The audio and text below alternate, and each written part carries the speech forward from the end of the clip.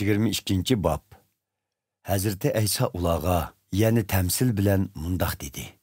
Erişinin patşalığı, xuddi bir patşağının oğlu üçün tayarlıgan toy ziyafetiga o'xshaydi.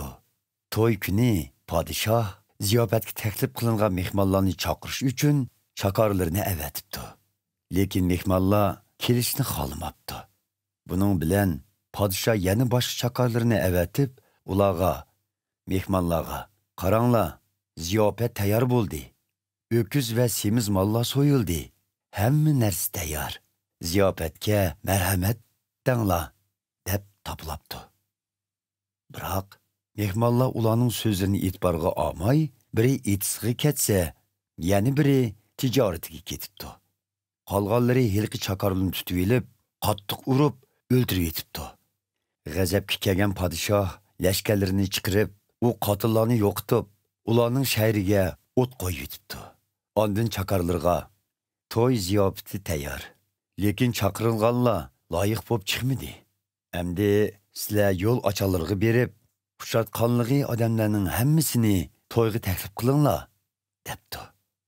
Buning bilan chakorlar yo'l ochanlarga chiqib, yaxshi bo'lamdi, yomon bo'lamdi, uchratqanligi odamlarning hammasini yig'ibdi. To'y bo'lgan o'rin mehmonlar bilan to'libdi. Padişah mehmonlar bilan ko'rishchilik kelganda, u yerda to'y kiyimi kiygan bir kishini ko'ribdi.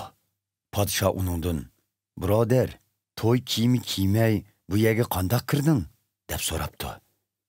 Biroq u kishi hech qanday javob bera olmabdi. Padişah chakorlarga, uning put-qo'llarini bog'lab, tashqariga, qorong'ulikqa chiqib tashlanglar. U yerga tashlanganlar hasratda yig'lab, ishlarini g'uchurlutidi, debdi. Oxirida Hazreti İsa taklif qilinganlar ko'p, lekin tanlanganlar oz, dedi.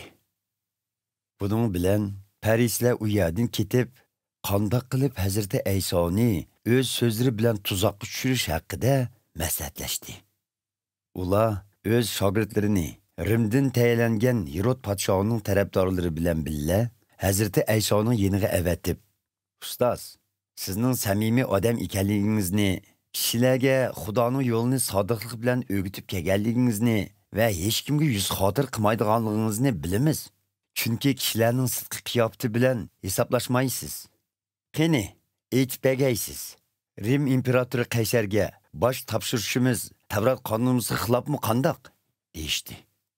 Ularning yomon niyatini bilgan Hazreti İsa, "Hey soxtipazlar, nemishqa meni so'zim orqali ilindirmoqchi bo'lyapsizlar? Boshqa topshiradigan pulinglarni menga ko'rsatinglar-chu", dedi. Ular bir dona kumush tanga akeldi. Hazreti İsa ulardan, "Buning ustidagi surat va ism kimning?" deb so'radi. "Rim imperatori Qaysarning", deb javob berdi ular. "Undaq bo'lsa, Qaysarning haqqini Qaysarga, Xudoning haqqini Xudoga topshiringlar", dedi Hazreti İsa ularga.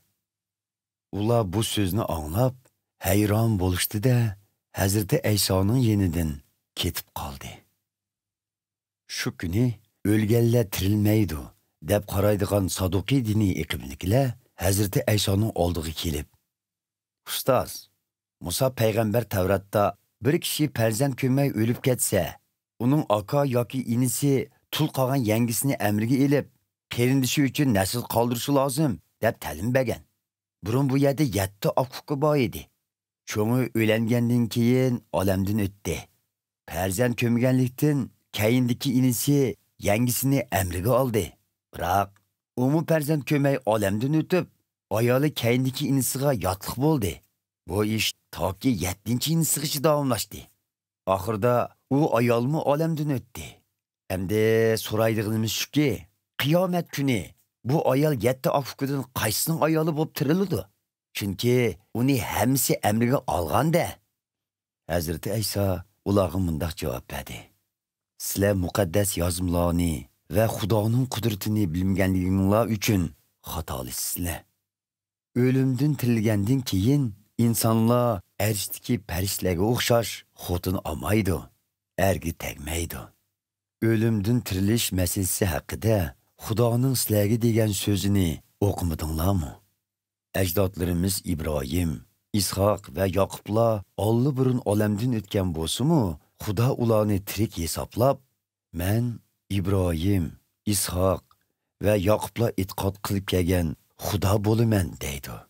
Demak, Xudo o'liklarning emas, tiriklarning Xudosidir. Bularni anglagan xalq uning ta'limidan dong ketib kelishdi. Parisiylar Hazreti Aysoning Saduqiylarning og'zini tuvoqlaganligini anglab, bir yerga jam bo'lishdi. Ularning orasidagi bir Tavrat ustozi Hazreti Aysoni sinash maqsadida uningdan: "Ustoz, Tavrat qonunidagi eng muhim amr qaysi?" deb so'radi. Hazreti Ayso uningga mundaq dedi: "Parvardigoring bo'lgan Xudoni butun qalbing, butun jining, butun zehning bilan so'ygin. Oldingi va eng muhim amr mana shu.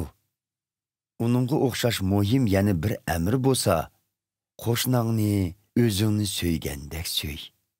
Bütün Tavrat qonuni va payg'ambarlarning ta'limotlari bu ikki amrni asos qilgan. Qutquzg'uchi Masihning salohiyati.